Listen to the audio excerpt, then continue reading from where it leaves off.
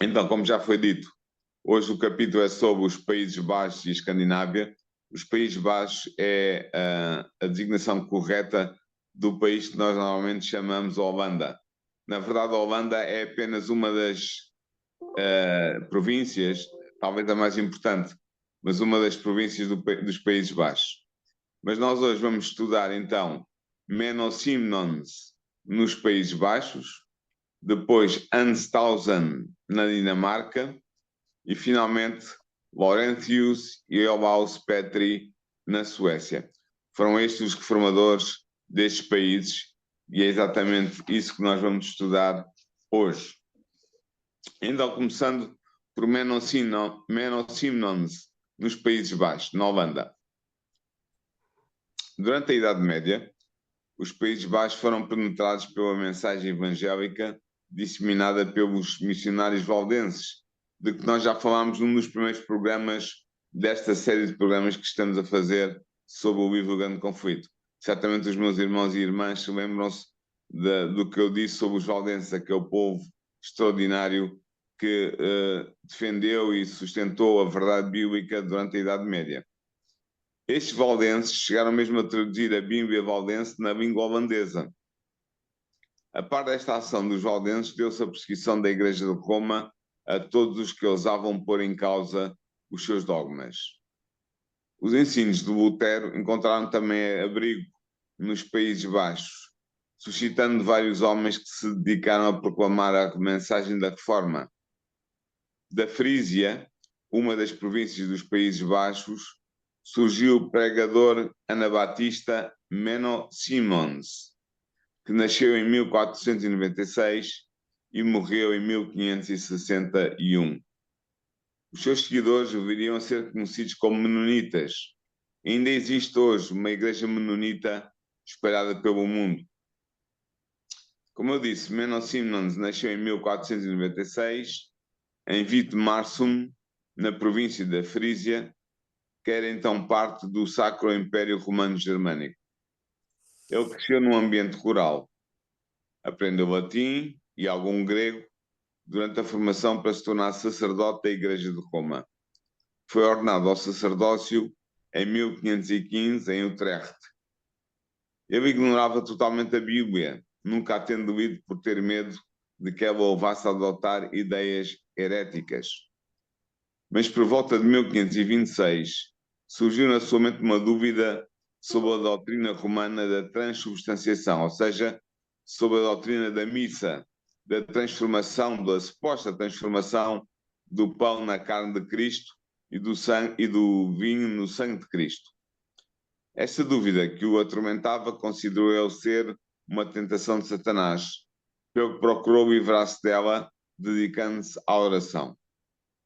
No entanto, a dúvida não desapareceu da sua mente. Assim, Menno Simons foi levado a estudar a Bíblia em busca de um fundamento escriturístico para resolver a sua dúvida.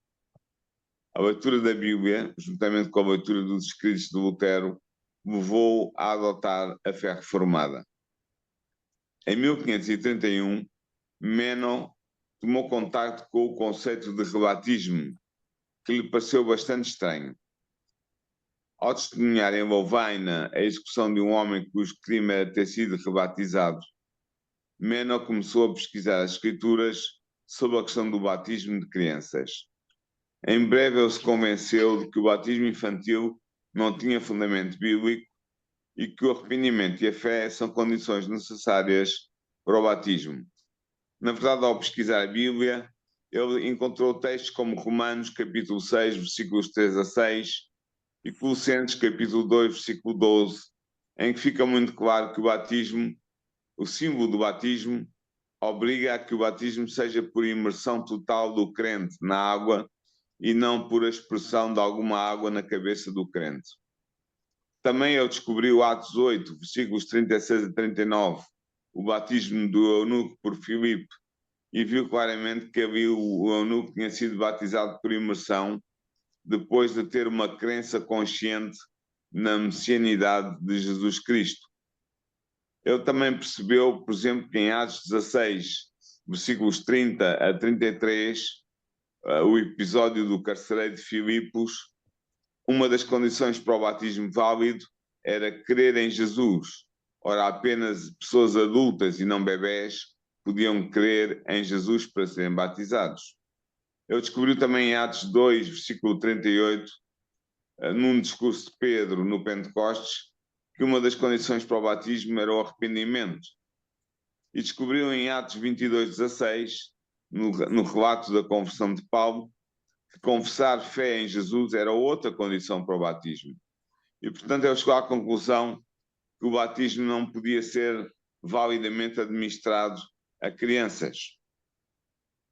Quando eu ainda estava a ponderar este assunto, eu encontrou alguns anabatistas que pregavam e praticavam o verdadeiro batismo bíblico.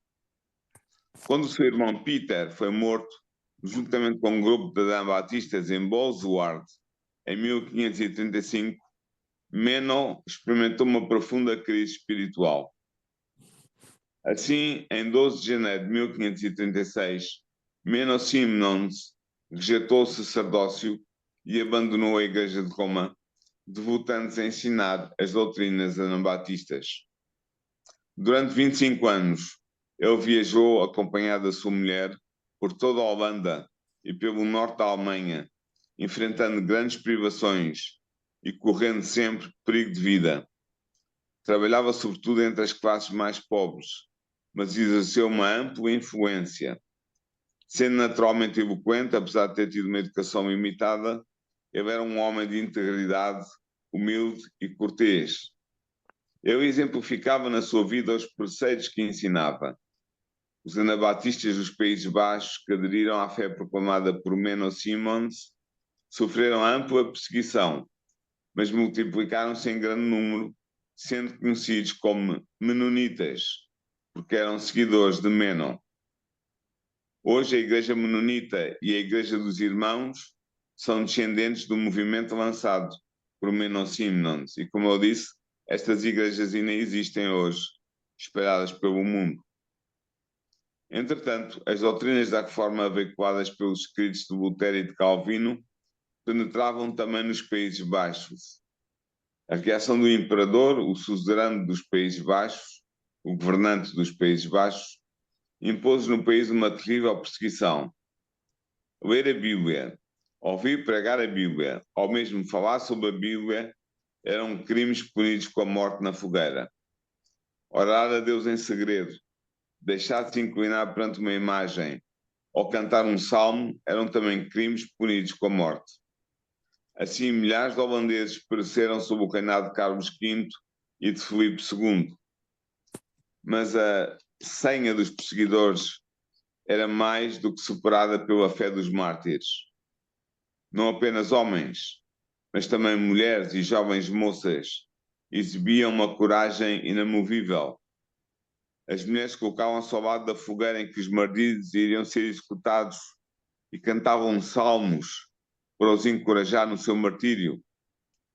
Jovens apresentavam-se com o seu melhor vestido para enfrentarem o carrasco ou a fogueira. Na verdade, a perseguição serviu apenas para aumentar o número de testemunhas de Jesus. Até que finalmente a revolução liderada pelo nobre William de Orange trouxe a liberdade religiosa ao país, aos Países Baixos. Muitos holandeses adotaram então a fé reformada, tal como era ensinada por Calvino. E foi assim que a Igreja Reformada se tornou a Igreja Oficial dos Países Baixos durante muitos anos, praticamente até o século XX. Entretanto, a mensagem da Reforma também penetrou nos países do norte da Europa, mas de modo mais pacífico e mais rápido. O reformador da Dinamarca foi Hans Tausen, que nasceu em 1494 e morreu em 1561. Ele era filho de um lavrador, mas tendo dado mostras de possuir uma inteligência vigorosa, mas não tendo meios para prosseguir os estudos, entrou para um mosteiro. Ali a sua inteligência chamou a atenção do superior e foi decidido que ele seria enviado pelo mosteiro para estudar numa das universidades da Alemanha ou da Holanda. Foi dado a escolher a universidade em que estudaria. desde que ele não escolhesse a Universidade de Wittenberg, que era a universidade onde Lutero ensinava. Tausend escolheu estudar na Universidade de Colónia, um dos bastiões da Igreja Romana na Alemanha. Ele adquiriu aí o conhecimento das línguas bíblicas, o hebreu e o grego. Por volta dessa época, Tausend obteve e leu os escritos de Lutero. Cresceu nele o desejo de estudar sob a orientação do reformador alemão. Assim, mesmo perdendo o patrocínio do seu mosteiro, Tausend deslocou-se até Wittenberg em maio de 1523 para estudar na universidade. E aí ele conheceu Lutero pessoalmente e estudou teologia sob a orientação direta do Lutero.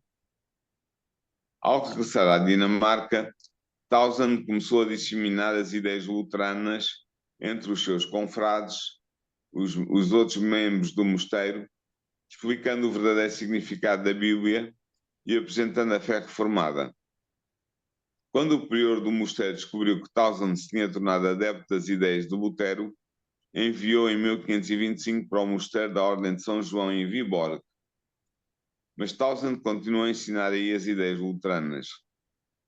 Rapidamente ele ganhou adeptos entre o povo da cidade de Viborg.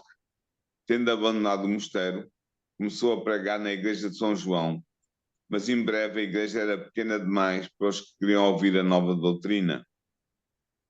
Assim, Tausend começou a pregar da torre da igreja para as pessoas que se aglomeravam na praça do mercado. A certa altura, o bispo enviou homens armados para prender Hans Tausend, mas o povo que estava armado afugentou os homens do bispo. Em outubro de 1526, o rei Frederico I da Dinamarca tomou Tausend sob a sua proteção, nomeando o seu capelão e encarregou-o de pregar o evangelho aos cidadãos de Viborg. Em 1529, a missão de Tausend em Viborg chegou ao fim e o rei Frederico I da Dinamarca encarregou de pregar na capital, Copenhaga. Tausend começou assim a pregar e multidões vinham ouvi-lo. O Novo Testamento em língua dinamarquesa começou também a ser circulado. Os esforços dos adeptos de Roma para travar o movimento da reforma foram em vão. Quando o rei Frederico I morreu, o bispo Roné conseguiu que Tausend fosse condenado por blasfêmia na Dieta de 1533 e fosse condenado a ser expulso da diocese de Sayenland. Mas o povo insurgiu-se em armas contra o bispo. Apenas a corajosa intervenção de Tausend impediu que o bispo Roné fosse assassinado.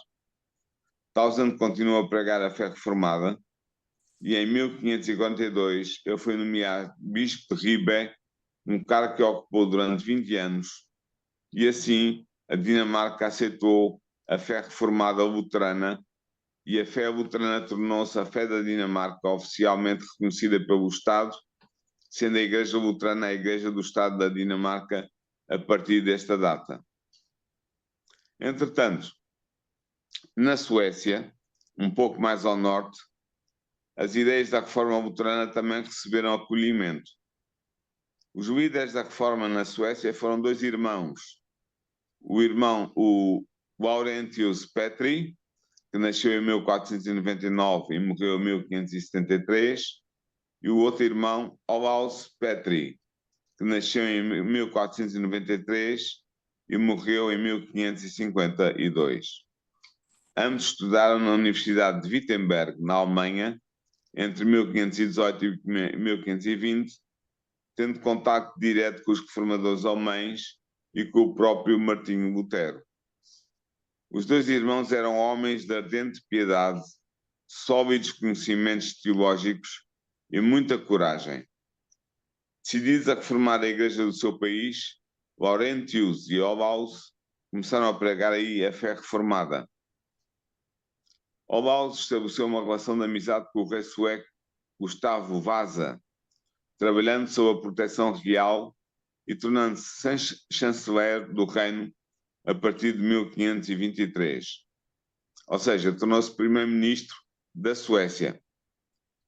Devido à sua pregação das ideias luteranas, Em 1524, a hierarquia da Igreja Romana na Suécia excomungou os dois irmãos por defenderem alegadamente ideias heréticas. No entanto, eles contavam com o apoio e a proteção do rei, pelo que continuaram a sua ação de reformadores. Em 1526, Olaus publicou o Novo Testamento em sueco e publicou também um catecismo para a formação religiosa do povo, para lhes comunicar as doutrinas puras da Reforma e libertá-los do jugo das crenças falsas das doutrinas adulteradas de Roma. Entretanto, o rei Gustavo Vasa da Suécia estava determinado a reformar não só o Estado, mas também a Igreja do seu país. E assim, em 1531, na presença do monarca e dos principais nobres da Suécia, Olaus Petri defendeu as doutrinas da fé reformada contra os argumentos dos defensores de Roma. Ele mostrou que os decretos da Igreja não têm autoridade quando se opõem aos mandamentos de Deus revelados na Bíblia e manteve o grande princípio protestante de que a Bíblia é a única regra de fé e de moral para os cristãos. Como resultado da disputa, o rei Gustavo Vasa aceitou a fé protestante e a Dieta de Västerås declarou que o reino da Suécia adotava a fé luterana. Por decreto da Dieta, ou seja, do Parlamento, foi estabelecido que fosse pregada no país a fé reformada pelos ministros do Evangelho e que as crianças nas escolas fossem ensinadas a ler a partir da Bíblia. O rei nomeou Laurentius Petri arcebispo de Uppsala, sendo o reformador consagrado em 22 de setembro de 1531, passando a ser o chefe da Igreja Luterana na Suécia. Mas o maior contributo para o avanço da reforma na Suécia foi a tradução da Bíblia em sueco pelos dois irmãos e a sua publicação em 1541. Porque a tradução fora realizada sob os auspícios do rei, a Bíblia sueca ficaria conhecida como sendo a Bíblia de Gustavo Vasa e passou a ser a tradução oficial da Igreja Luterana no país da Suécia. Livre da opressão religiosa e cultural da Igreja de Roma, a Suécia alcançou um poder e uma grandeza até aí desconhecidas. O país tornou-se um dos baluartes do protestantismo. Um século mais tarde, num tempo de grande perigo, esta pequena nação do Norte vem ao auxílio da Alemanha reformada, sendo o único país a prestar auxílio aos protestantes alemães durante a terrível Guerra dos 30 Anos, a chamada Guerra da Religião. Nesta guerra, parecia que toda a Europa do Norte seria novamente submetida à tirania de Roma. Mas não aconteceu isso. E porquê? Porque foram os exércitos da Suécia que permitiram à Alemanha protestante deter a maré das vitórias das forças militares ao serviço de Roma.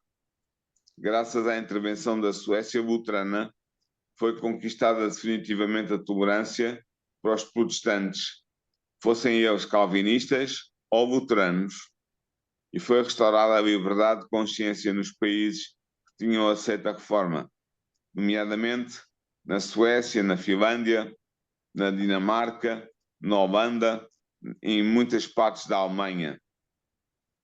E assim ficamos a saber que realmente com a bênção de Deus, a reforma na Alemanha, mas sobretudo na Holanda, na Dinamarca e na Suécia, correu com uma grande rapidez e Deus conseguiu usar estes homens que eu referi para levarem as verdades bíblicas àqueles povos. E até hoje eles continuam a ser povos protestantes, apesar de ser verdade que o secularismo tem retirado muitos crentes à Igreja Luterana da Suécia e da Dinamarca e à Igreja Calvinista dos Países Baixos, da Holanda. Mas, oficialmente, eles continuam a ser países protestantes e a defenderem nas suas igrejas os princípios da reforma protestante iniciada por Lutero e por Calvino no século XVI. No próximo capítulo, Vamos continuar a seguir a história da reforma na Europa. Vamos abordar a vida e a obra dos reformadores ingleses. Vamos ver quem foram eles, o que fizeram eles pela reforma na Inglaterra. Vamos estudar isso com toda a atenção no próximo programa de 2 a 8 dias. Até lá, convido os meus irmãos, as minhas irmãs a estarem presentes. E se quiserem usar este programa como um instrumento missionário ao vosso serviço, podem recorrer aos programas que já estão gravados, como explicou a nossa irmã Carla Mendes. Penso que podem transmitir estes programas às pessoas que vocês entenderem que podem ouvi-los com prazer. E podem também convidar pessoas amigas a assistirem a este programa em direto, todas as sextas-feiras, às 8h30 da noite, 20h30, cada sexta-feira. E pronto, irmã Carla, hoje ficamos por aqui, chegamos ao fim do nosso resumo de hoje, do capítulo do Grande Conflito sobre os Países Baixos e a Escandinávia.